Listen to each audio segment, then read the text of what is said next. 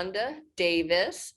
Rhonda is an education director from a little bit different environment, from the Warren Young School of Youthful Offenders. She works in a correctional facility. An education director has the same role as a principal, and she works within the Wisconsin Department of Corrections. She's out of Milwaukee, but the correctional facility is in Racine. So Rhonda, thank you for joining us.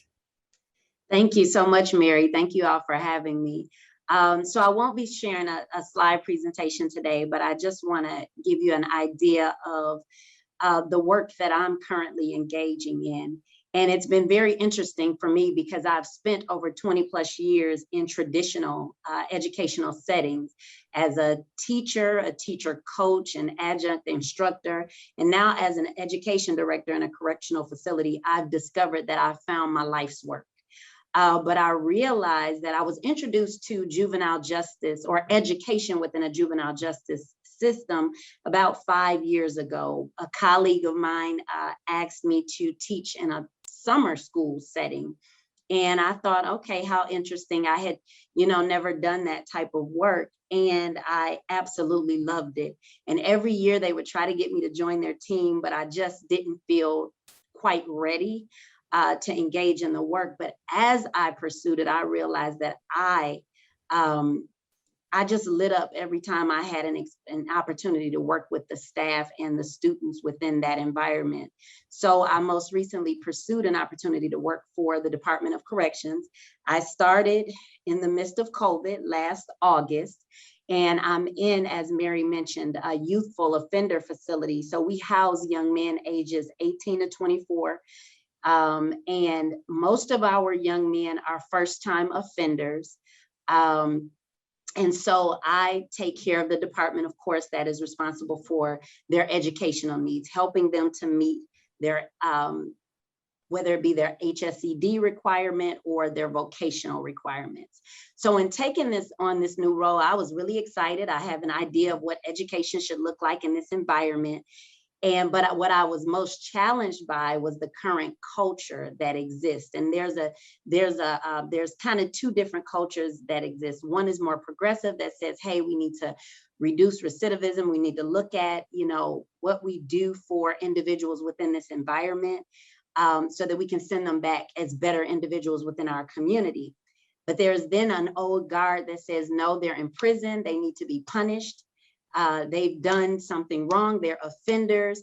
And it's actually even two different labels, classifications for our, in my environment, for our young men. You'll hear me say PIAC, which is short for persons in our care, whereas others would call them inmates. And so we're trying to transition in many ways to look at our individuals as persons first. They are human beings that are deserving of quality educational opportunities. So I took on the vision of my current admins who feel a need. The desire here is to turn our medium level security facility into a treatment and programming facility. So for me, my alignment to that in my department is to provide quality educational opportunities that ensure greater success for persons in our care once they re-enter their communities. My supervisor always reminds me that we're called the Department of Corrections because we want to help to correct the behavior. And I know from my previous experiences of working in urban settings that a lot of our young people just have not been given opportunities for success. And so this is just kind of transferring into this environment as well. So I want to make certain that I offer them that. So in the challenges that I saw, I reached out to Mary, as I always do, and asked her if we could work to complete an iceberg, because I really wanted to get my thoughts on paper to figure out what is it that we need to do moving forward, what what systems could I put in place that could sustain themselves in this environment? And it challenged me, as Mary always does, it challenged me to change my perspective in order to truly understand my environment, because I know what I desire as an educator, but I'm bumping up against individuals that might not have ever taught in a traditional setting or might not have taught at all. And then I have the security component, and then I have my young men who they have ideas about themselves. It was a culture of, once I hit a challenge, I'll just quit school and I don't have to worry about this. I have time, I'll just wait to do school. It's all of these different perspectives that are at play. And so I even had to alter my perspective to just be more self-reflective. And I even thought about the idea of when, the title of our conference today is Reimagine, right? And I looked up that definition to really reflect on that. And it's form a new conception of or recreate. And that's exactly what I'm desiring to do, is recreate the way that we even look at education for disenfranchised populations, for incarcerated persons. My young men here are fathers, they are sons, they are brothers, they're someone's cousin or nephew. They are human beings, and they have rights just like any other student that I would encounter. I'm not the judge nor jury, so I needed to make certain the big picture of it is, what is my aim? What is my goal? And, as you're listening to me, I know most individuals that are hearing this presentation, you're not in a prison. You don't go to a prison every day, but think about what we offer to our young people. What are our expectations, and do our environments lend themselves to communicate to our young people that they do matter, that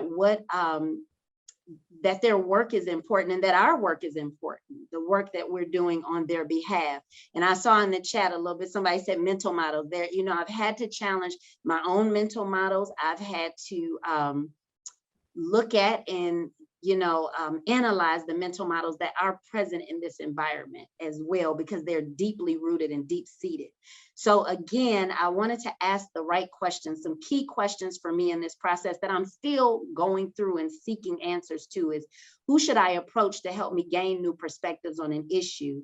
And as I learn about new perspectives, am I willing to change my own mind, my thinking, even when others around me are not convinced or willing to change their minds? And am I willing to go alone, right? If it means that for a short period of time that I have to do the work alone, am I willing to do that? And so I just want to give you one example of some wins that I've experienced in the course of this year. First of all, we've still been able to offer in-person learning. I applaud the work of the educators that I get to work with every day, because they have been here every day. Working side by side with our young men to ensure that educational programming still takes place in our facility. We have young men that haven't seen their families since the onset of the pandemic. We only do video visits or phone calls. They don't have in-person visits just yet. So, it's been important just to have that human interaction and contact. But we've just recently started a new mobile lab program, a mechatronics program. And our young men are, being exposed to the college experience even within this setting. And we had an issue where they weren't getting along with their new teacher. And it was like, I don't like that guy, I'm quitting this program. Remember, I said the culture was to quit. And so one young man, he was convinced. He said, Ms. Davis, I know this is good for me, but I don't like him. I'm not going back to that class. I talked to him. I gave him what I call my mini TED Talk. And he went back to class. I convinced him just to give the instructor a chance. And in talking with the instructor, asked him to give the young man a chance. Went back to the class that next session. The two of them were talking. He was sitting there tutoring this young man. Went back a couple sessions later. Now this young man is helping to tutor other students. And he said, I'm not going to quit because you guys believe in me and I want to believe in myself. And I know I can improve my future and have a better outcome for myself. One thing I noticed in taking on the young men's perspectives, our class schedule was bumping up against their day room time, and day room consists of their recreation, their phone calls, their showers. It's just an opportunity to be out of the cell and have some time for themselves. And, the educator in me, the mom in me, my heart says that's not okay. And because it used to be this idea of they need to focus on school, but how can you focus on school when we take away things that are most important to you?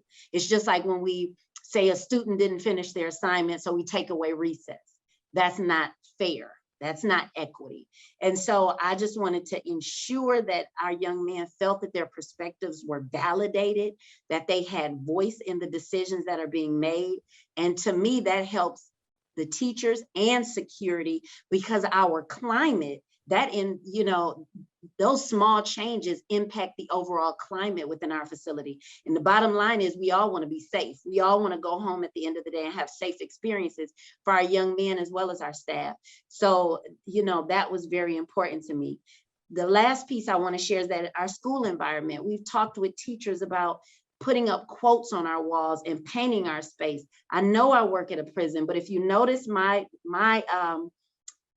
tagline up here, or my caption says Warren Young School. It is important to me that anyone who recognizes my work recognizes that I'm an education director at Warren Young School that just so happens to be placed in Racine Youthful Offender Correctional Facility, because the young men here are going to make a difference, and they're going to impact many systems in our society in huge ways. So I want this department to reflect that as we move forward.